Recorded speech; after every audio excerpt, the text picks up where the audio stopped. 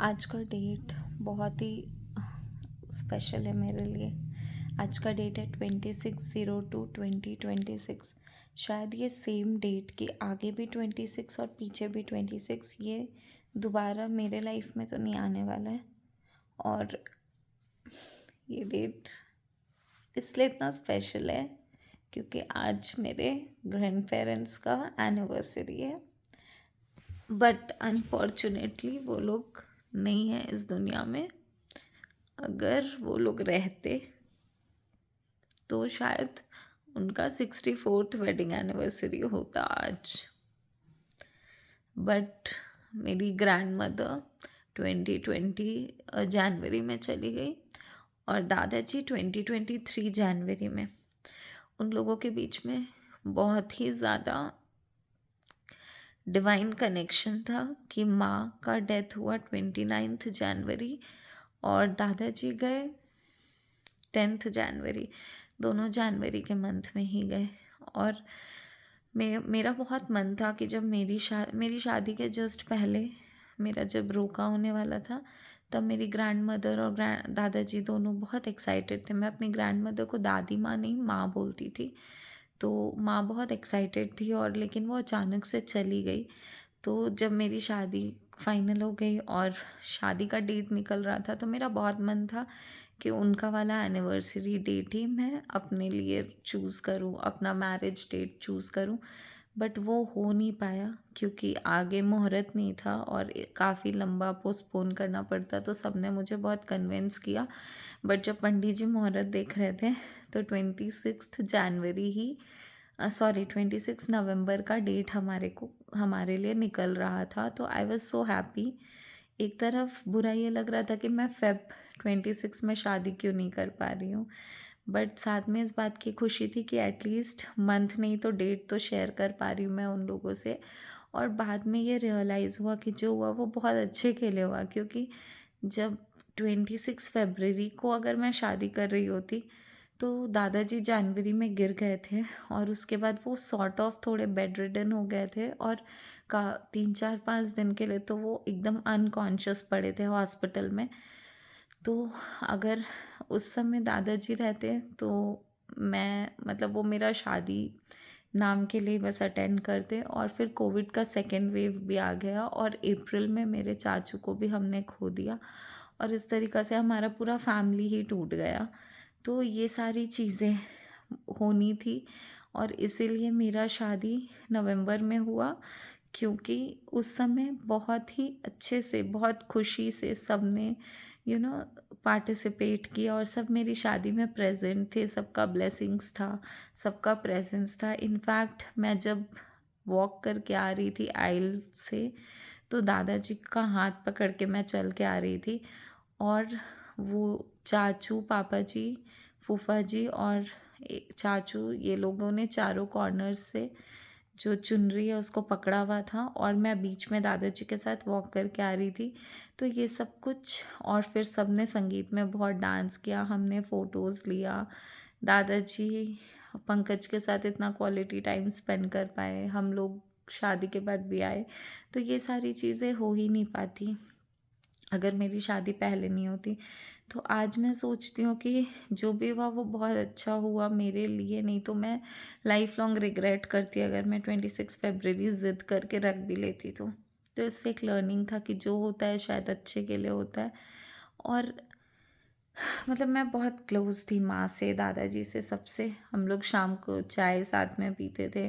तो आज मैं सुबह नाश्ते में जब चाय पी रही थी तो उनका याद आया। मैं माँ के साथ हर सावन में और इनफैक्ट कई बार ऐसे भी मंदिर जाती थी साथ में। तो आज जब मैं मंदिर गई तो उनके प्रेजेंस को मैं बहुत मिस कर रही थी। दादाजी के साथ भी मैं मंदिर में जाती थी, वॉक के लिए कभी कभी जाती थी और दादाजी फूल लेके आते थे पूजा के लिए।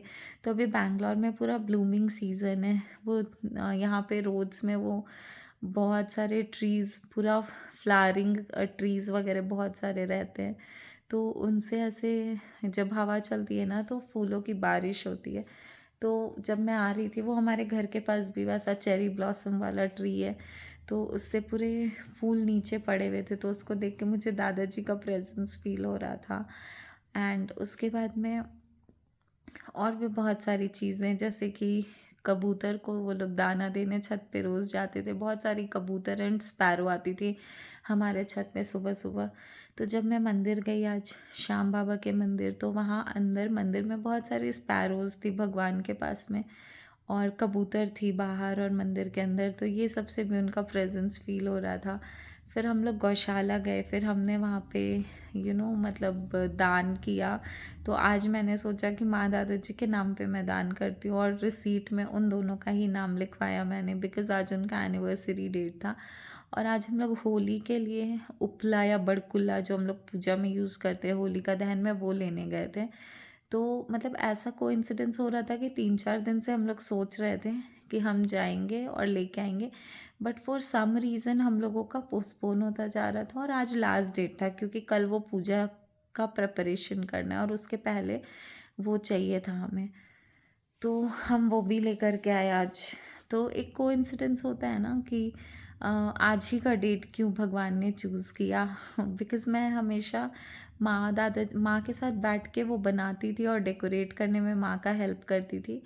तो वहाँ जब गई और वो सारी चीज़ें आज लेके आई, तो इसमें भी मैं उनका प्रेजेंस फील कर पा रही थी। और जब मैं गौशाला गई, तो मैंने वहाँ पे बहुत सारे बाछे देखे, और मुझे ऐसा लग रहा था कि वाओ, ये लोग काश अपनी माँ का दूध पी रहा, और मैं वो वो वाला दृश्य देख पाऊँ। तो उसी समय एक छोटा बाछा अपनी माँ का दूध पीने लगा, और काफ़ी देर तक वो पी रहा था। तो मैं उस साइट को भी देख के बहुत खुश हो पा रही थी। वहाँ पे भी मुझे अपनी माँ का प्रेजेंस, मेरी दादी माँ का प्रेजेंस फील हो रहा था। वो मेरा सब कुछ ही करती थी, और मैं कई बार उनको हग करके भी सोती थी। और एक बूढ़ी गाय भी थी 18 ईयर्स की, जो चल फिर नहीं पा रही है, अब बस वो खाती है, लेट जाती है, थक जाती है, तो वो पड़ी हुई थी। तो हमने पूछा मैनेजर से, तो वो बता रहे थे। तब मुझे ऐसा लगा कि हमारे दादा दादी हमसे कितना प्यार करते हैं ना, कि वो लोग बूढ़े हो जाते हैं और शायद नहीं रहते हैं, उसके बाद भी वो लोग हमसे बहुत ही प्यार और आशीर्वाद देते हैं।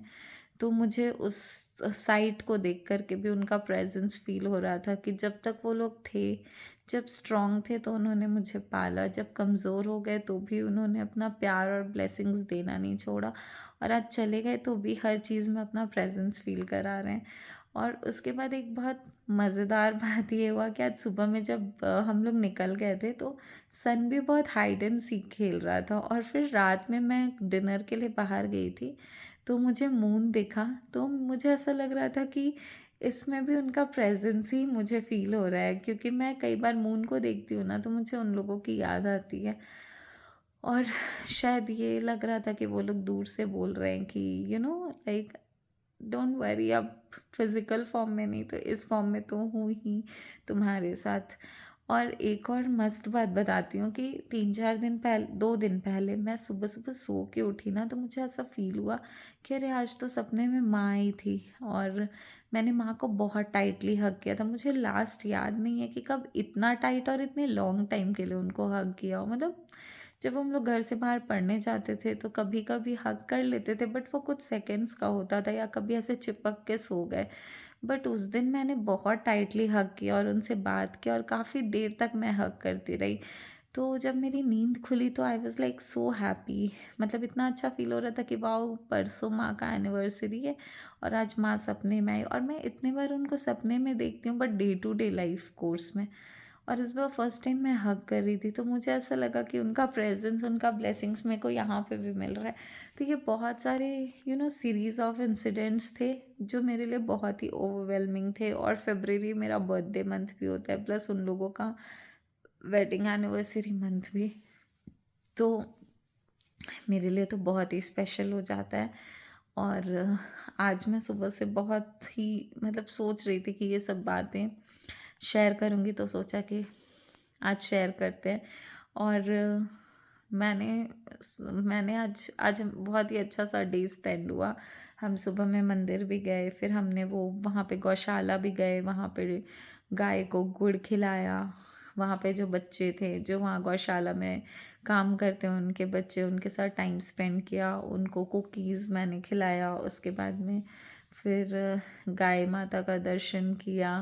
वो माँ बच्चे को दूध पिला रही है या बूढ़ी गाय वहाँ लेटी हुई है, वो सारी चीज़ें एक्सपीरियंस किया। उसके बाद मंदिर गए, मंदिर में दर्शन किए, हर चीज़ में उनका प्रेजेंस फील हो रहा था। फिर मैं घर आ गई और उसके बाद में फिर शाम को जब निकले तो मैंने चाँद को देखा तो बट ये दिन ऐसे ही ख़त्म हो गया। और आज का दिन मेरे लिए बहुत स्पेशल था और मैं ऐसे सोच रही थी कि 26 फरवरी 2026, मतलब ये डेट तो दोबारा नहीं आने वाला है। और काश वो लोग रियल में फिज़िकली प्रेजेंट होते तो आज हम लोग ये दिन को सेलिब्रेट कर पाते उनके साथ। उनके बिना मुझे करना पड़ रहा था बट मैं उनके साथ कर पाती।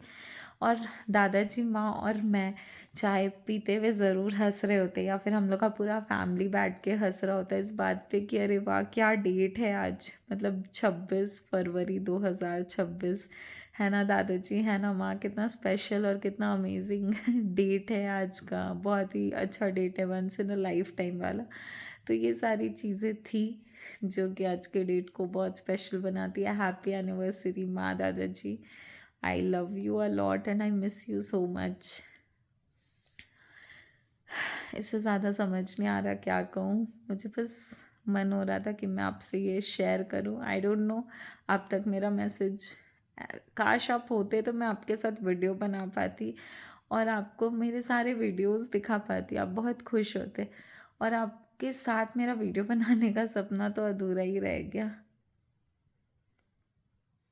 Love you.